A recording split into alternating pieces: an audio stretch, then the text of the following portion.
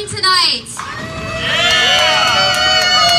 As you can see, we have many activists here tonight who are out here to strike out tax breaks for the rich. So thank you everybody for coming. There are a whole bunch of rich people needing Enrico's. We want to thank Citizens Action, CNY Alliance for Retired Americans, the National Committee to Preserve Social Security, CNY Labor Federation, Disabled in Action of Greater Syracuse Labor Council, NYSET, SEIU, Local 200 United, We Are New York, and 1199 SEIU for your sponsorship of this event. That's a mouthful. We just want you guys all to know that we're bringing awareness tonight and today to our legislators and our community that we want individuals to know that we want tax breaks for we want to get rid of tax breaks for the wealthiest Americans. We want to make sure that vital services such as Medicare, Medicaid, and Social Security are preserved. We also want to show appreciation to our members and our activists with this free bowling night. We also want to showcase that individuals have an opportunity to bowl against the wealthiest Americans, although they get the advantages with bumpers that we don't. Speaking at this event, we have Tina Fitzgerald and Agnes McCary from Disabled Action, who will discuss how the cuts to Social Security, Medicare will severely affect the disabled community. We also have Justin Carpenter, 279. Congratulations. Also speaking is Sean Carter, who is with Menorah Park, and who will discuss how these cuts will affect the elderly community. Lastly, we do want to thank our Senator Schumer and Senator Gillibrand for their support on these positions. Tomorrow we plan on reminding them that we are here and that we want them to go to Washington and speak to their leadership and let them know that we want to make sure there are I cannot say this right. We want to make sure that we cut tax breaks to the rich. We also want to make sure we are securing Social Security, Medicaid, and Medicare. Let me just explain to you how absurd this whole Social Security position is for the wealthy. We have a group that's been organized by CEOs. 71 CEOs of major companies are wanting to fix the deficit by eliminating Social Security, Medicare, and Medicaid.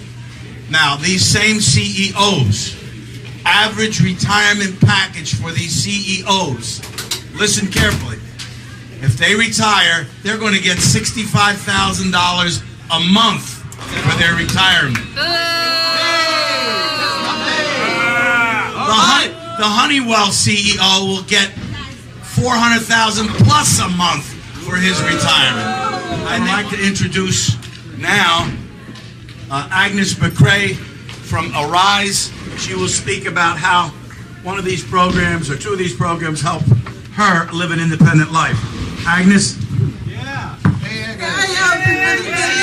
How are you? Very good. Hey, Agnes. I know that I would just like to say that a lot of people see me as a person with a disability. But no, I am more than that.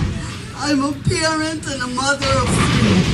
I'm a person who cares a lot about this community and the people in it. The fact of the matter is, we have now 70,000 baby boomers with more to come in New York State. Is it really feasible that there's only a nursing home option? And we all care about this issue here tonight, and that's why we're all here. We need to keep it going and fight for access to health care for all Americans and taxes. That's right. Next we have Tina Fitzgerald from Disabled in Action. Good evening, everybody. I want to tell a real story. My husband and I are both disabled. We both use wheelchairs. We both worked very hard in our lives. I, for a very long time, was a case manager for people with disabilities. And I worked long and hard and now just can't put in the 60, 70-hour weeks anymore. So I've had to, quote-unquote, retire to disability and try to make a life. We own a home in Mattydale. We get $1,500 a month to support two people. It's It's a prayer every month if we're gonna make it. If you put the two of us in a nursing home, it would cost you 10 times what it's costing for services to keep us at home. All right, so here's the deal. Under a series of automatic spending cuts known as sequestration, Medicare providers will be subject to an across-the-board 2% payment cut, or $11 billion in the fiscal 2013. According to a September report from the Office of Management and Budget, hospitals will bear the largest share of the cuts. The payments reduced by about $5.8 billion. That would mean that our healthcare facilities would have less money for care of our patients and residents. Our facilities cannot see any more cuts. Reductions from Washington and the New York State budget have affected our ability to care for our residents. I know this because I'm a dementia care assistant at Menora Park in Syracuse. Hello.